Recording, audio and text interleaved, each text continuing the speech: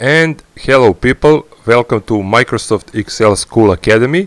This is the course for beginners and intermediate users. If you watched the previous lessons and if you like them, please click on like and subscribe button and hit the ring bell button to get the further notifications for the lessons that will come in future. In today's lesson, we'll talking about formatting data as currency. Now let's start getting into our data in our table. The first thing that we are going to focus on here is the numeric data. I want to do some formatting on these currency amounts, all except percent.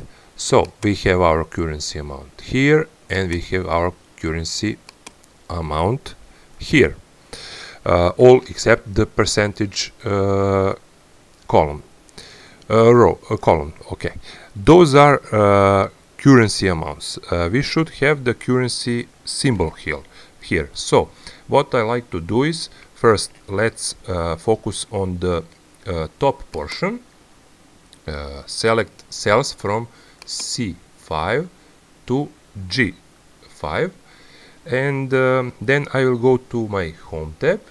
Okay, I'm already here. Click here and I have here number section. It's here. So we have our currency style button here, and if then I can click here for more options on this down arrow, and there is a couple of different options for me to choose. We have English United States, English United Kingdom, Euro, Chinese, French, so and the bottom we have more accounting options, but for me I will choose the dollar and this option. Okay, we can a little adjust those columns. Okay, do not erase the pound signs.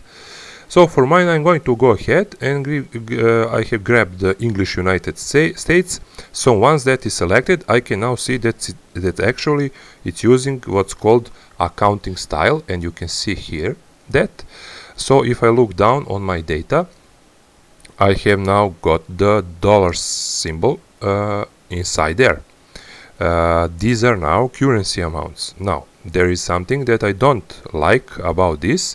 It looks really crowded. Well, that is only my opinion, but what I like to do is I format the first row and the last row, but the middle section, let's say that I don't need the dollar symbol, although it could be nice, so it's nice for someone. So I will select now from this cell to this cell. We selected this cell, this middle section, and I'm already on home tab, number section, and I have this comma style. If I click here, so when I click this currency, when I click on comma style option, currency symbol is gone. It still kept the decimal. So this way I think it's just much more presentable, but you can do it on your way, of course. And that will be all for today's lesson, and see you soon.